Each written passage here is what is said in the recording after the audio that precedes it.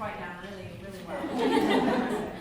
Okay, in case, I think I know most everybody here, but if I don't know you, my name is Sarah Sullivan. I'm the director of the Crane Center for Early Childhood Research and Policy, and welcome to the April Showers rendition of our First Friday's Colloquium series.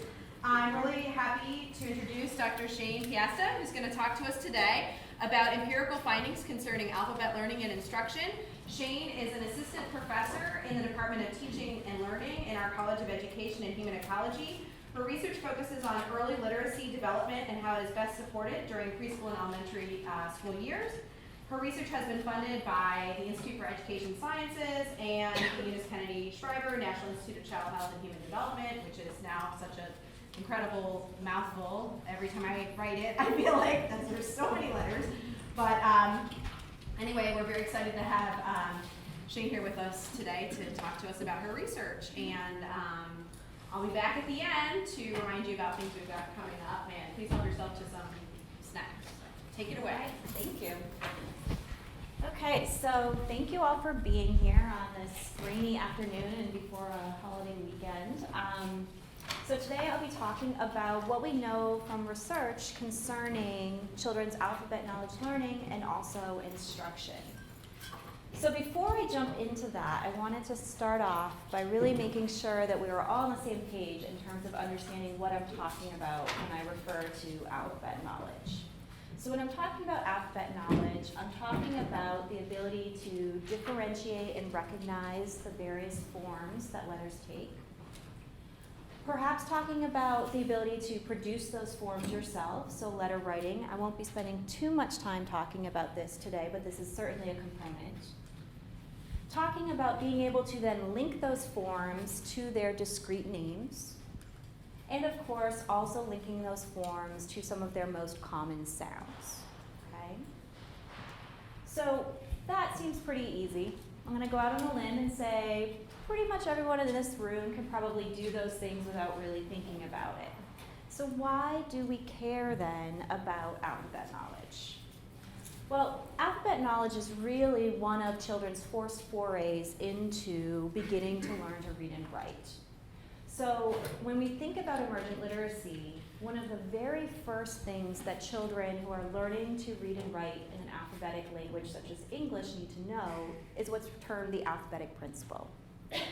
So this is simply the idea that a printed word is formed by different letters, and those letters can be linked to sounds, and then it's really that combination of letters and sounds that allow you to decipher what that word is, such that you can go from a printed word to a word that's in your oral language or spoken vocabulary, and back to a printed word form, okay?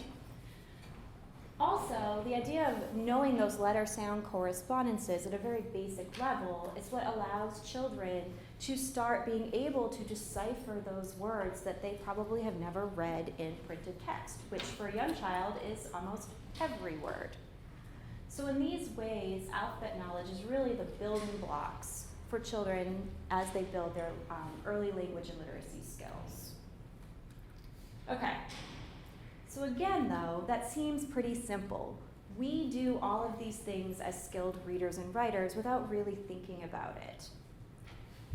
For a young child, though, putting yourself in that mindset, this is actually a little bit more difficult than you might think. So let me give you some examples. So all of these look like a letter in the English language, but only one of them actually is a letter. So children have to be able to distinguish among those different forms. All three of these are letters, but they differ just slightly in the shape they take by their orientation, so they can be confusing. This is actually the same letter, but represented in multiple ways using multiple forms.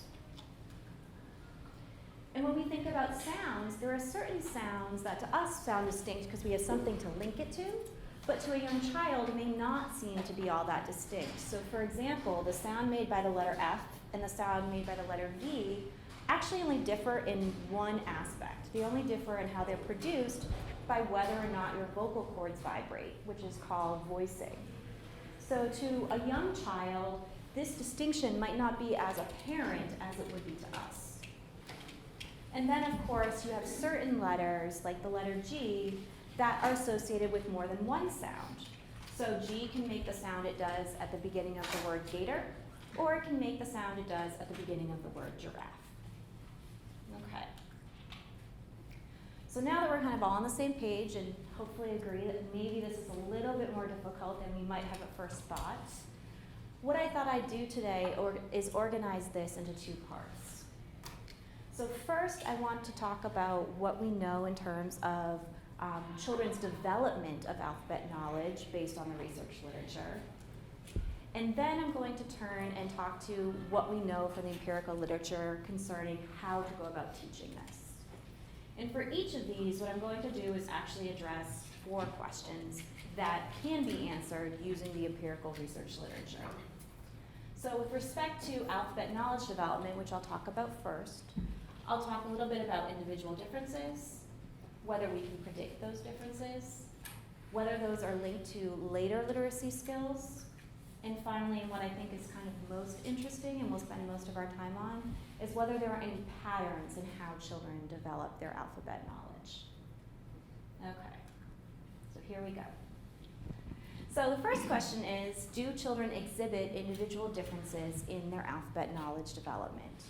And anybody in here who is an educational or psychological researcher probably could take a stab and say, yes, right? Most things show individual differences, and if they didn't, we probably wouldn't be studying it.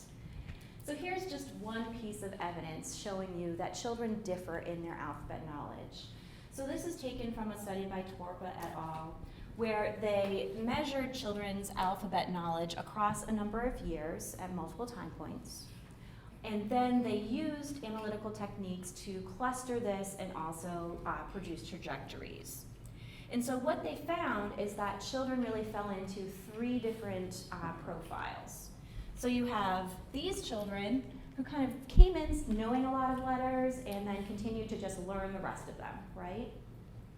You have this group of children and this group of children which started off knowing lower levels of alphabet knowledge, right? So we see the individual differences here.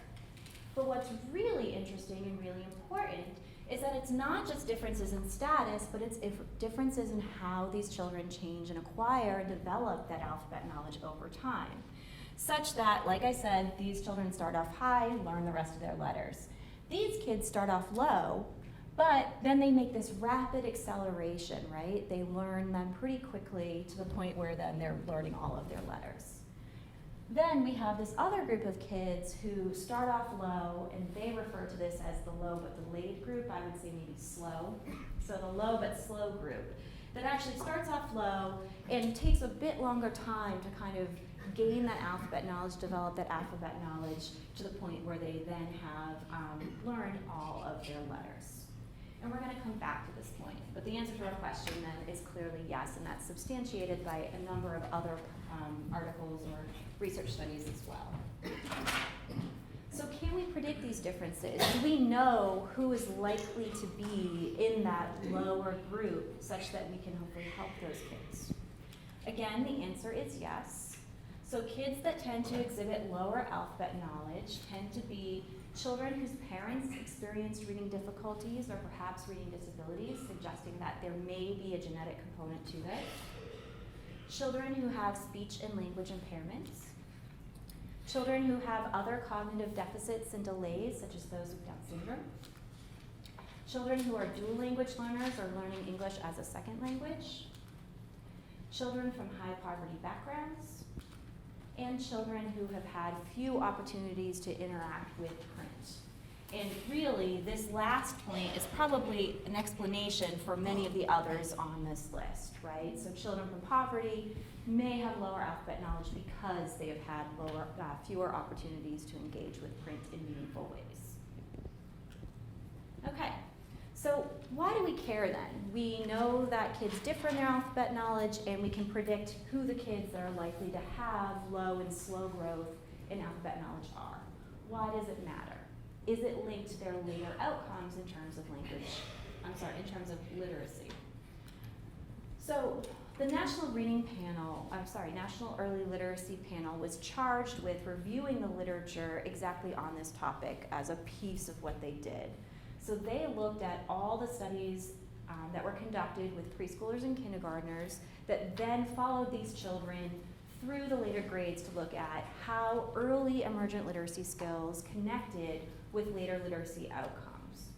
And what they found was that alphabet knowledge was actually the best predictor we had of children's later word reading or decoding skills, reading comprehension, and spelling, such that it not only was a strong predictor of those children who are likely to continue being successful or those likely to have difficulties, but it was one of the few factors that across the board predicted later literacy outcomes, even when controlling for a whole host of other factors, okay?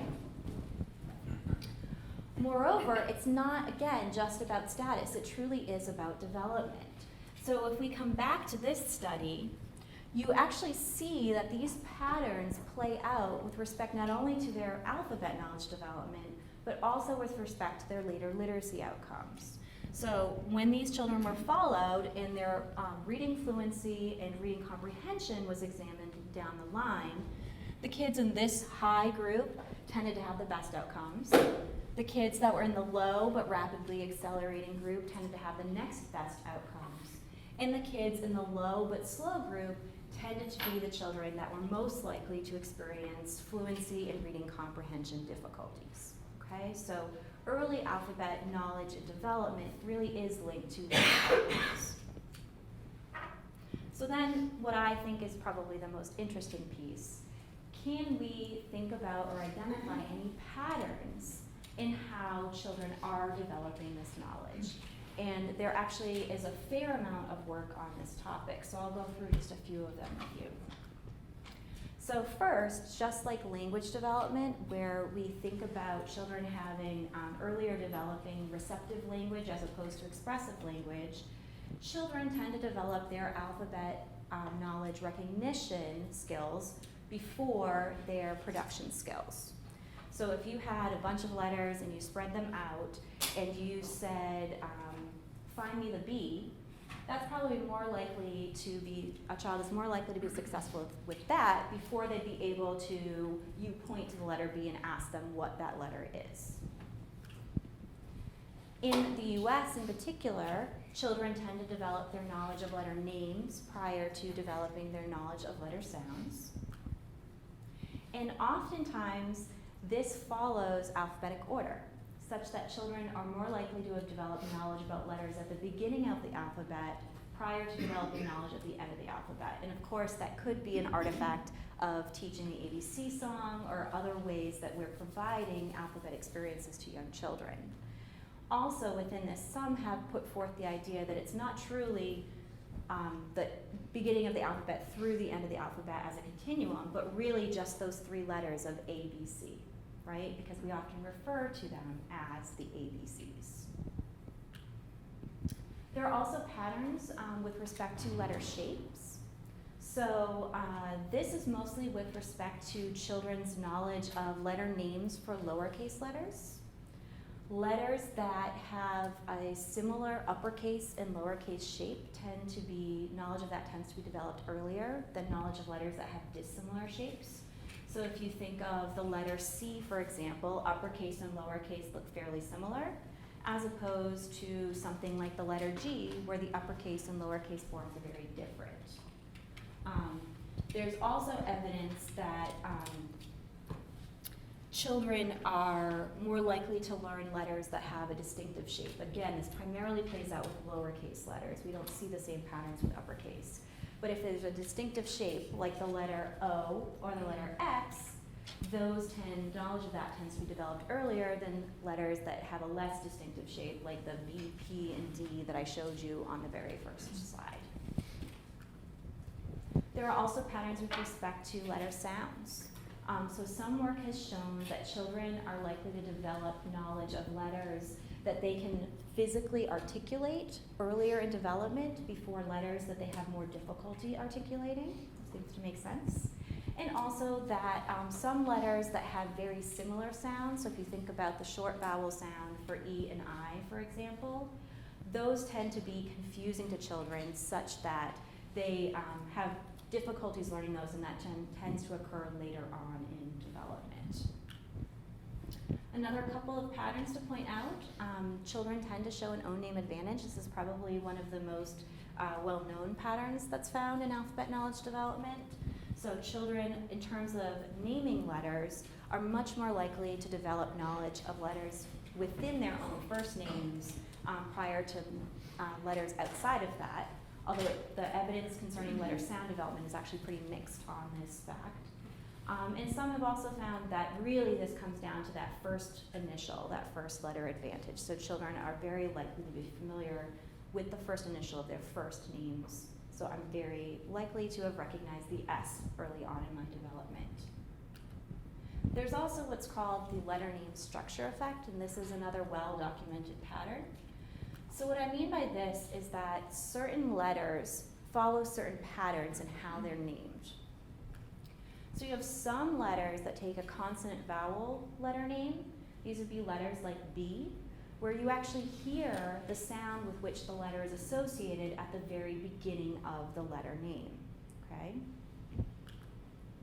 Then you can have vowel consonant letters where the sound is still in the letter name, but it's actually at the end of the letter. So these would be letters like F or M, where you hear that sound at the end of the name. And then there are what's called no association letters. These are the letters that really there's no rhyme or reason between how they're named and what sound they produce. So you can think about H, or you can think about W, right? Those names aren't really going to help you. In fact, children often confuse W and think that it should make either the sound of D or the sound of Y.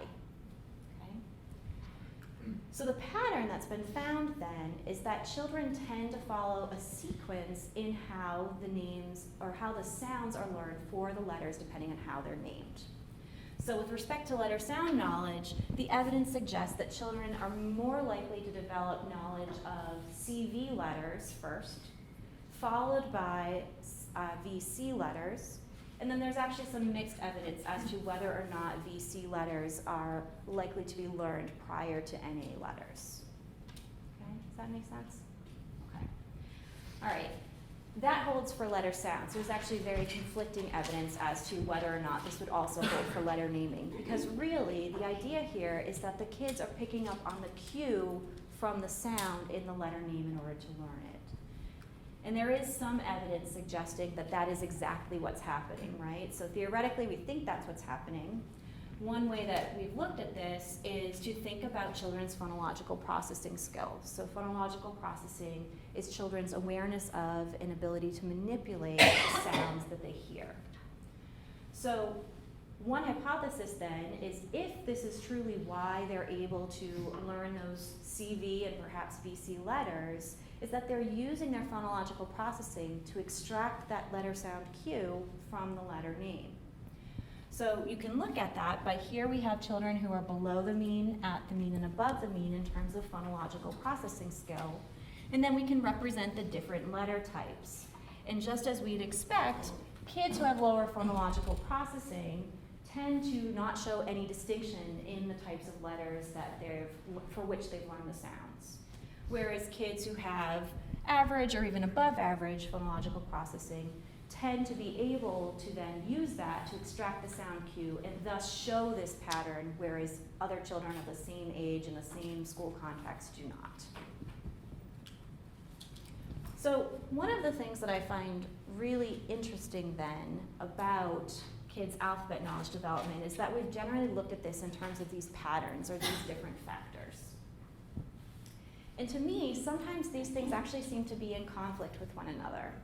So think about the letter C and all the things that I've just shared, right? So in some respects, the letter C should be learned earlier in a developmental sequence, right? So its uppercase and lowercase form are very similar. It's part of that ABC. It might be a letter that's very often the first initial of a child's name.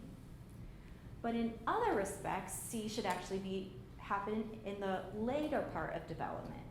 So it's associated with multiple sounds. The sound with which it's most commonly associated is not actually within its letter name, right? The k sound is not in name C. So there are some reasons for thinking that maybe thinking about development in terms of just these factors, although they're very helpful, may not tell us as much as we want to know when we think about a sequence by which children develop this knowledge. So one of the things that I've been interested in doing and have done is using item response theory, which I'm not going to go into a bunch of methods today, so I'm happy to answer questions about that later. But basically using item response theory, which is a measurement technique where I can treat each individual letter as a separate item and then look at the sequence in which, or the difficulties by which, children tend to learn them. And so that's work that I've done with colleagues over the past couple of years, both with respect to children's development of letter name knowledge as well as their development of letter sound knowledge. And in each of these cases, we wanted to make sure we had a very large sample, because if we're proposing a developmental sequence, we need to make sure that that's somewhat generalizable. So when you do this, you get very pretty pictures. So the way to look at this, and I'm not sure this line should actually be where it says 0.5, but basically you can look from the left to the right along that line and look at the order in which children tend to develop knowledge about each of these letters, okay? And actually I've put this in order too, from top to bottom, left to right. And what you'll notice is that some of the lines are closer together. That means there's not that much difference in when children tend to acquire that knowledge, whereas others are further apart. And so that means that there's a bigger difference in that developmental continuum for those particular letters. And also for letter name knowledge, we definitely see that first name, own name advantage. So in order for this model to hold, we had to account for the first letter of children's first names. So that truly does seem to be the first letter name that children tend to learn. You can do the same thing with letter sound knowledge. And this is probably an easier way to look at that. So I've basically just taken the results from those two and rearranged it from developing earlier to developing later and put the letter name and the letter sound side by side. So what you can see here is that some of those patterns and those factors that we talked about at that factor level do seem to hold, right? So you can see that A, B, and C tend to be more towards the beginning, and other letters like V and W and Y tend to be at the bottom. But you can also see that some of those patterns don't hold for all letters, which probably explains why we have some mixed findings in the literature, and also why that wasn't necessarily holding across all letters. Okay? And I do think we'll come back to this when we talk about instruction, but I do think that perhaps this may have some interesting implications then when we think about how to support children in developing their alphabet knowledge. So one last pattern I wanted to talk about, which has to do with uppercase and lowercase letters. So again, at least in the US, it seems to be that children generally develop their uppercase letter knowledge prior to their lowercase knowledge. Lowercase knowledge lags behind. When thinking about lowercase knowledge development, however, children are 16 times more likely to know a lowercase letter if they already know their uppercase letter. So again, that suggests that there might be something like what we see with the letter name structure effect, whereby children are using some bootstrapping of what they already know about letters to assist their further development of knowledge, or knowledge of letters. So we tried to look at this. No one has actually looked at this in a very sophisticated way yet. But in one study in which I'm currently working, my colleagues and I had data on just under 300 preschool students, and their alphabet knowledge had been assessed at 4 time points across the year. So we used that within a structural equation modeling framework with the idea that if children were bootstrapping their knowledge from uppercase to lowercase, we should see a significant association between earlier uppercase knowledge, later uppercase knowledge, but also later lowercase knowledge, but that we wouldn't see the same benefits when looking at lowercase knowledge, right? So really we should see a significant association here, but not here, if that is in fact something that's happening. And when we ran the data, that was exactly what we saw. So in every case, the path from earlier uppercase knowledge to later lowercase knowledge was significant, but not necessarily going from earlier lowercase to later uppercase. So this argues that it's not just a general more alphabet knowledge begets more alphabet knowledge, but that there is something specific about going from that uppercase to lowercase. Of course, we'll have to keep disentangling this. Okay, so that basically is what we know at this point in time about children's alphabet knowledge development.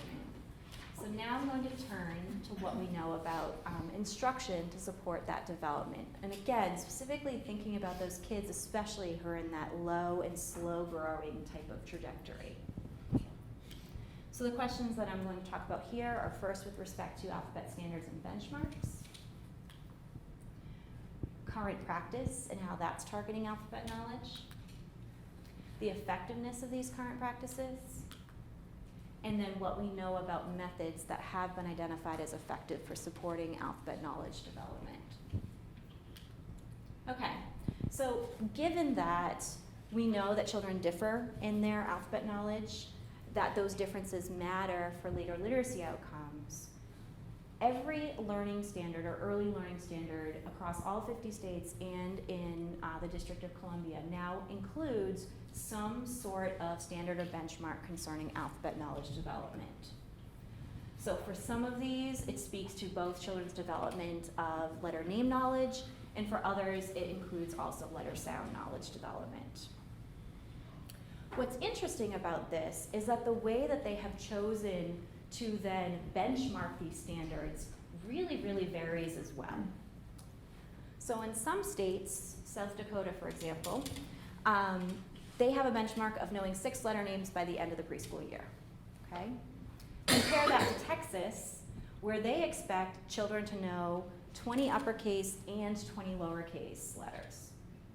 And then you have lots of states that fall in the middle. So a lot follow the Head Start early learning standard, which suggests that kids ought to know 10 letter names by the end of their preschool experience, okay? So really, the benchmarks associated with these standards are all over the place. So one of the questions I had then was whether or not we could actually generate empirical data to help us select among those benchmarks. The idea being that standards and benchmarks are supposed to signify that kids who reach those are on the path to later success, right? They should not be at risk for later difficulties. So in a secondary analysis of existing data with about 400 kids, we had end of preschool uppercase letter knowledge and lowercase letter knowledge. And we also had followed those children through the end of grade 1, where we had measures of word reading, spelling, and reading comprehension. And so for this study, we used both sets of data and really looked at these spring of grade 1 outcomes with respect to whether or not the child was considered at risk for literacy difficulties. And I'm sharing today the 40th percentile cut point results, but we actually tried this with varying cut points and found the same pattern regardless of what we used. So again, I'm not going to go deeply into the method here, but essentially what we did was we took each of the standards that was apparent, or each of the benchmarks that was apparent in the early learning standards, and used a bunch of metrics that are typical of the measurement literature to look at how well these benchmarks were doing in terms of accurately classifying children as later being at risk or not at risk, okay? And then, because we saw that those numbers were not necessarily panning out the way we might hope that benchmarks would pan out, we actually looked at every possible benchmark and tried to identify where we'd see the best classification. And what we found was that the best classification accuracy was when we had a benchmark of 18 uppercase letters and 15 lowercase letters at the end of preschool. Okay, so all of these standards are out there. We're asking early childhood educators to focus on building children's alphabet knowledge, especially for those low, slow growers. To what extent are we actually targeting this then in current practice? So there are a couple of ways we can look at this. So this is a table that I stole from one of Laura Justice's papers because I really think that this conveys a lot of important information. These are many of the most widely used early childhood curricula. okay? And for the most part, with the exception of high scope, each of these does indeed provide some attention to alphabet learning for young children. What's also interesting though, and you probably can't read this from where you are, but the approach that is taken is very, very different depending on the curriculum that is chosen. Okay, so they vary a lot in which letters they choose to teach, how they choose to teach them, the sequence by which they choose to teach them, all of those types of things, which suggests that for the most part, yes, we are targeting this in current practice, but perhaps in very, very different ways. Another way of looking at this would be to look at the emergent literacy instruction that teachers are actually providing in their classrooms on a day-to-day basis. So with a former postdoc, we looked at exactly the different types of emergent literacy skills that were being targeted, and this is for about 80 classrooms across the state. We now have additional data, so we could boost that up to, I think, almost 500 classrooms. But basically looking at what were they spending their instructional time doing on a typical preschool day. And I just want to point out that they were spending about 3 minutes a day providing alphabet instruction. Again, however, there was a lot of variability around this. So if you look at that standard deviation and you look at that range with that mean, what you can see is that this was actually a very positively skewed variable. By that I mean, even though we had some teachers that were right at the mean, doing around 3 minutes, and some teachers that were doing more than 3 minutes, a lot of teachers were doing much less than 3 minutes on a typical day. So again, it is being targeted, but there's a lot of variability in how much it's being targeted and how it's being targeted in classrooms. So we might then ask, to what extent are the things that we are doing effective? This was also tackled by that National Early Literacy Panel. So part of what they were charged with, in addition to looking at how early literacy skills related to later literacy skills, was the impacts of different early literacy curricula and interventions on emergent literacy skills, including alphabet knowledge. So what they found was that when considering all of the possible curricular interventions for early childhood, their children who received those did about 1/3 of a standard deviation better than those children who did not, okay? And just want to point out too, that this included 24 studies. So there are some limitations to this information. First of all, some might argue the National Early Literacy Panel was really comparing apples and oranges, right? It was this big pool of all these different curricula and all these different interventions that they were looking at. And they weren't necessarily focused on providing alphabet instruction. Also, it's pretty broad in terms of just alphabet knowledge, as I shared at the beginning. There are various components of that, so we might want to break that down a little bit to understand those effects. And also, they stopped gathering studies in 2003. So I was able to update this a little bit and look specifically at instruction that included an alphabetic component on alphabet outcomes, and able to break that down into letter names, letter sounds, and letter writing. And so when we looked at instruction that included both an alphabetic knowledge component as well as other early literacy components, we saw that the effects went up a little bit to between 0.4 to about 0.65. And when we looked specifically at alphabet instruction only, we found that the effect was only significant in terms of producing impacts on children's letter sound knowledge, not in terms of producing effects on letter names or letter writing. So one thing I want to point out there, though, is that that's based on only 10 studies. So I finished collecting those studies in 2009, so perhaps there are more at this point, hopefully. But there were only 10 studies that were specifically looking at alphabet knowledge instruction for young children.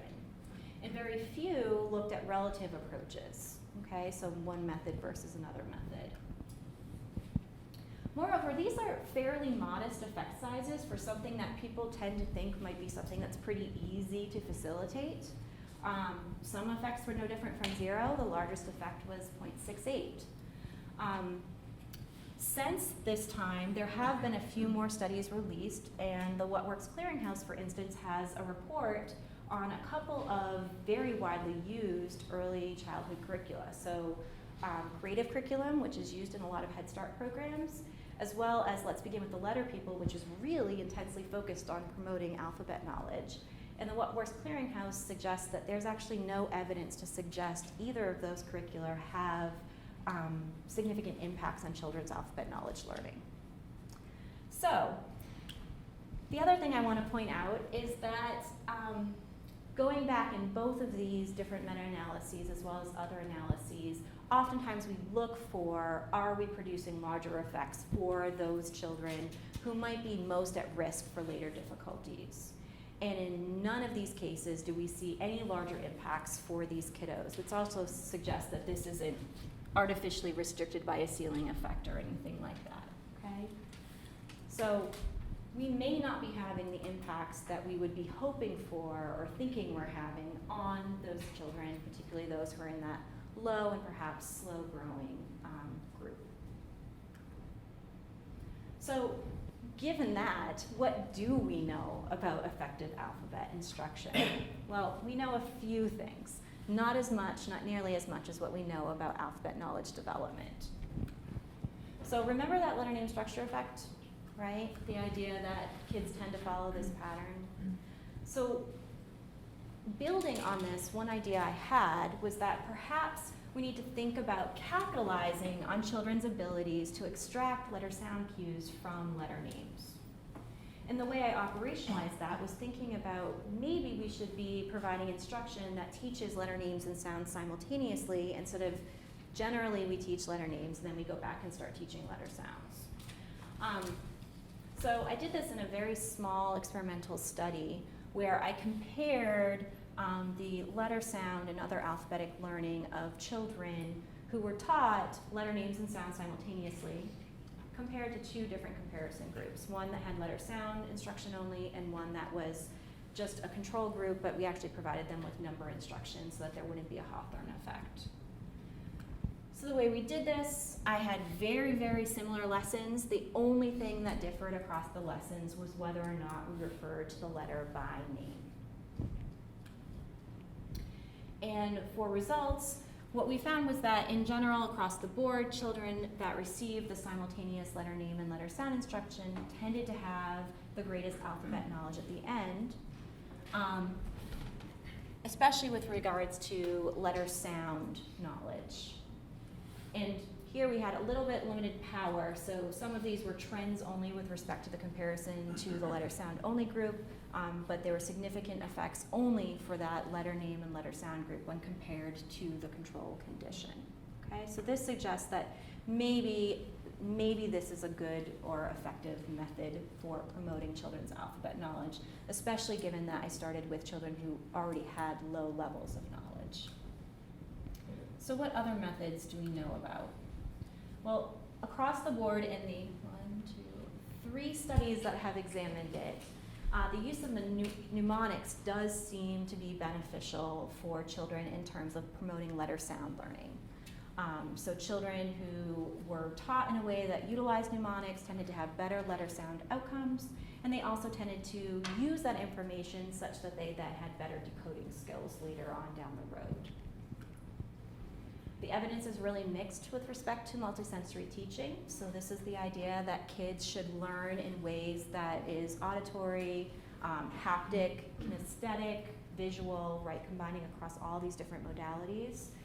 There's very limited evidence showing that there was a benefit of doing it in this way, and the other studies have actually shown null effects. There is no evidence that tracing helps with alphabet learning at all, so I really wish when I would go out to preschool classrooms this was not something I would see a lot of. And there's actually mixed evidence about shared storybook reading. So the way that adults generally read stories to young children does not actually draw their attention to letters. And definitely some new work by Sarah Robbins shows that adults tend to not talk about letter sounds at all when we read to young children. So the majority of the shared reading literature does not show it to be an effective method for promoting alphabet knowledge. although some work specific to shared storybook reading with print referencing or drawing children's attention specifically to printed text on the page shows mixed effects as to whether or not it promotes alphabet learning. And there is one study that looks at whether or not we should be spacing phonologically similar letters. So Carnine in 1975 looked at whether when teaching the sounds for E versus I, the short sounds, which are very similar, whether we should teach those back to back or whether we should space them out, and which would more promote learning, and found that the spacing seemed to have some evidence of being more advantageous for children.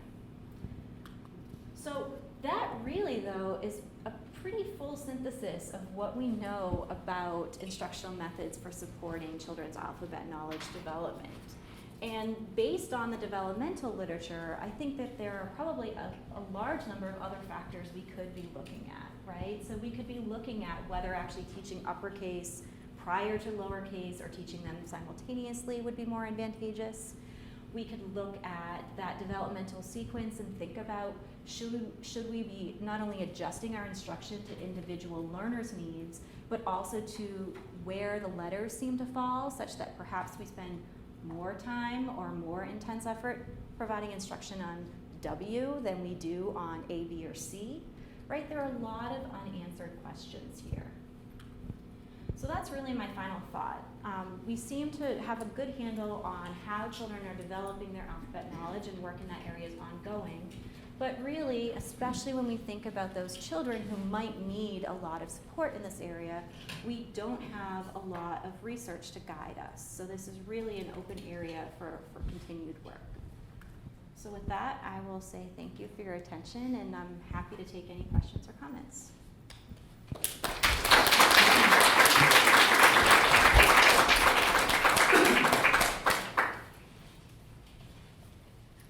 I have a question. Okay. Is there any research on more advanced phonograms? I mean, you were using single letters, very basic alphabetic knowledge, and typically a child, first grade, second grade, begins to encounter problems with the vowel digraphs, trigraphs, etc. Is anyone doing research on that? So I believe that a group in Texas led by Jason Anthony has started to look at that. I haven't looked as much into that area because I've really been focused on the younger grades, but I know that he has just finalized an assessment that starts with alphabet knowledge and then goes beyond to look at digraphs and other elements of actual phonics. And so I think that he is also doing some additional work around that. Any questions? I wonder if you could speak to any comparative work that's been done across languages that are looking at orthographically and phonologically deep versus shallow, and if the effects and results hold across. So I can speak to very little bit of that. So some of the effects, especially the letter name structure effect and the own name structure, the own name advantage, have been seen across languages, but not necessarily languages that differ widely from English orthography. So actually it has been replicated, I believe, in Spanish, which is a less opaque language, so more transparent. And it's definitely been replicated in Hebrew.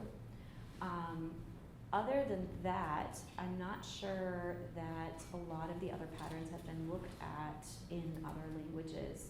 Becky Treeman currently has been collaborating with some folks in Brazil. So I think there's probably either is or is about to be some work in Portuguese, but I'm not sure beyond that. So where do you go next with your alphabet knowledge research? So a couple of places. I am really interested in trying to disentangle some of these best practices, and it's a little bit, I think, of a different spin on how especially funders are thinking about research on instruction right now, whereas we tend to be looking at big packages, right? We're evaluating curricula, we're evaluating specific interventions. And I'd like to just take a step back, and I know that it's alphabet knowledge and it's, for a specific population at a specific time point in education and development. But I think that it might be a starting point for thinking about this in terms of best practices as opposed to specific curricular interventions.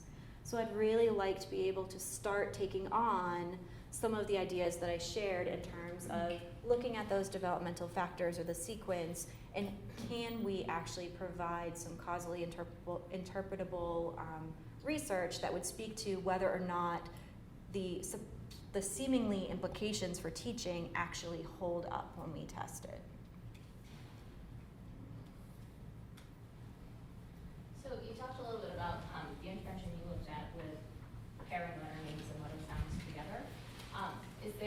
So looking at letters, the relationship of letter sounds, I guess, in the sequence developmentally, and then also possible the importance of phonological awareness, and I guess later reading outcomes. I'm wondering if you've looked at that, or if you can sort of untangle that more, because that seems to be a really important area.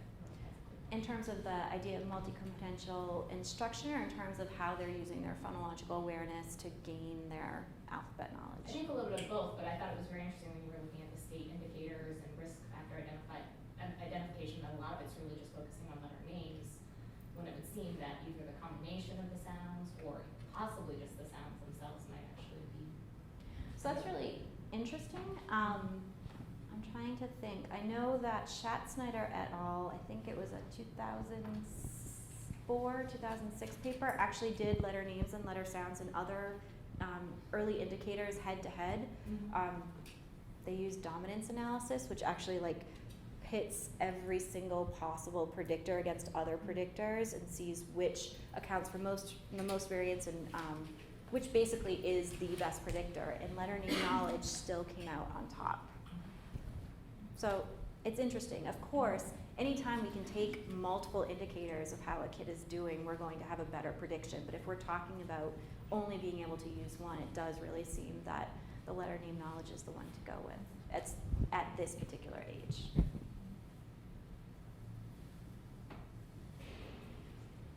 So, given all this research that shows that some practices are more effective in teaching kids, to learn some things, letter names, letter sounds. If I were a teacher at the preschool, and I would ask you, which of these practices would you recommend? What would you tell me? Which would be the best way to teach the kids to learn? So I think I would tell you we don't really know. I think that's my point. That's not I mean, for the last they came to learn what to do. They know this because they've helped me out as I've been thinking about this. I think that's really my point. I think that there are some programs out there, if you look at the NELP report or others, that seem to have an impact, and those would be great choices. But in terms of thinking about it not as a program, but in terms of best practices, we really have fairly little to go on. I would say mnemonics seem to be helpful. If you have a way of doing that that's fun with the kids, that's great, that could help. I would say I need to follow up on that small study, but it seems like maybe teaching letter sounds and names simultaneously is a good way to go. But I would be less than confident in making strong recommendations about other things until we have more work on it. Is there any research on teaching, say, the letter A and 3 sounds day versus 2 sounds day or 4 sounds day? Nobody has researched that. No. Nope. I would love to. Yeah. Well, I would love to, but as I was saying, I think it's taking a little bit of a different spin. And really, to do any work like this, you need to have some sort of funding. So it's convincing funders that this is a good way to go and a good place to invest.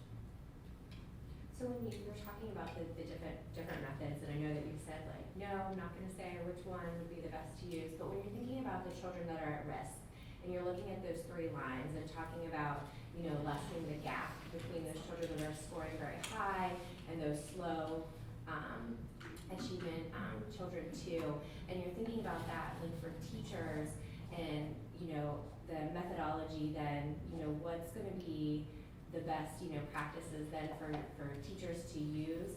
Where do you kind of see that coming into play within this as you talk about like achievement gap and those different types of things, and as children get a little bit older? So I think the best that I could say is that there's some evidence that in general, you know, being systematic and intentional when teaching children seems to be important, and there's some evidence showing that progress monitoring can be helpful for teachers in their planning and lead to good outcomes for kids. So I think the best that I could say is I would really recommend teachers using assessment to inform their instruction and differentiating that instruction to meet that kid's needs, continuing to assess them as they go, such that you can see, are they not making progress? Do we need to do something differently? Or are they starting to make that more rapid acceleration that we'd be hoping for? You said there was a pretty big range as far as what was actually happening for alphabet instruction in the classroom from like 0 to 15 minutes, and that some practices were more effective than others. Did that amount of time spent? We haven't gotten there yet. Or is there like a threshold somewhere? That's another part of what's next. That's another part of what's next. I just had a question. I don't know the answer, but I'm not familiar with this. But are there recommendations out there for parents on teaching children alphabet knowledge, or anything out there? And how does that compare to what's the curricula that are there for teachers? I don't know if there's anything formal. I think, you know, there's a lot of emphasis. You could get a pamphlet, or the National Institutes for Family Literacy used to have a pamphlet or brochure that they would put out for parents that would encourage them to talk about the alphabet with their kids. But I don't know of very many formalized, I don't know if anyone else here does, but I don't personally know of any more formalized procedures. I think the closest is going back to that print referencing literature, thinking about the fact that adults don't typically read with their children in a way that calls their attention to this, and so maybe we want to think about doing that. One more, sorry. Mm-hmm. I need hours with you. Were any of the low readers in these studies subdivided as to the type of problem they had? For instance, phonological processing, phonological memory, rapid naming. Did they go that deep? No, because I think particularly when we're talking about preschool age students, which is the majority of my studies, we don't really get into that level of kind of thinking about what difficulties they might be facing. But I can tell you that in that TORPA study, they actually did disentangle that low and slow group into children that later had a reading disability and those that didn't. So if you wanted to look, you could go back to that study and who did that study? it's the TORPA, TORPPA. I wrote that down. Yep. Thank you. Yep. Do you find that the researchers who are studying alphabet knowledge are mostly coming from a similar theory of reading development, or does that seem to vary across researchers in the field? It's a good question. Let me think for a minute.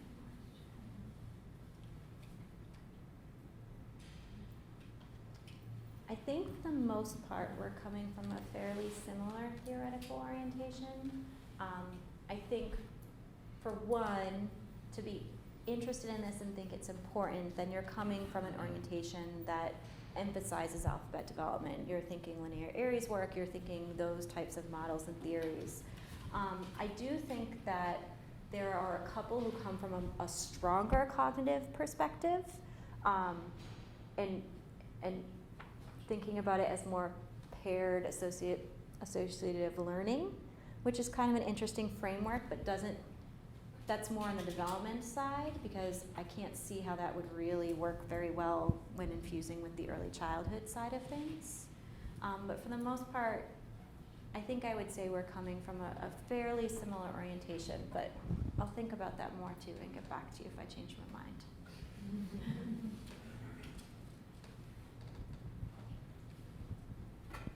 This might be a silly question, but is there any research or evidence that the alphabet songs help particularly helpful?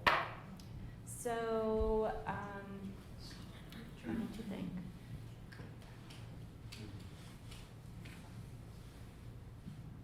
I can't come up with anything that has looked at that, and I think that would actually be really hard to address because most kids are familiar with the song.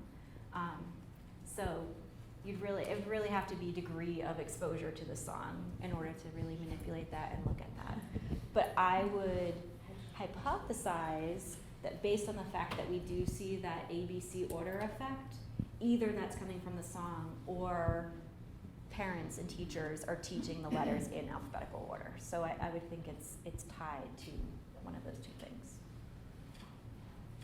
Shayne, given the alphabet learning that kids do in kindergarten, if we can move you up into kindergarten, I'm wondering about exploring instructional techniques like interactive writing, name puzzles, independent writing, the role of the child, trying to get their message down through drawing and through writing and things like that. I mean, I'm wondering if that might be kind of a rich terrain.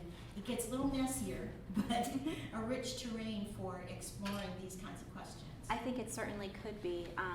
What's very interesting to me is I actually had reviewers say, well, we know that invented spelling and these other writing activities are an effective method of teaching alphabet knowledge. And I was like, oh, why haven't I looked? Of course they are. And when I looked at that literature, there's lots of literature supporting those methods in other ways, but there's actually not been a body of literature that looks at the impacts on alphabet learning, which I found to be really interesting that no one had really gone down that path. And I also know that Hope Gertie at Michigan State is starting to look into that area as well. So yeah, I agree. I think it'd be interesting. Actually, we were just talking about that, whether or not you looked at Hope's clustering of letters and the cycling, what that impact would be on.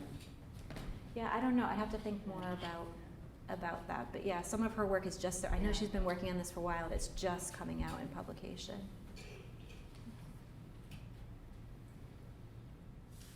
All right, well, thank you.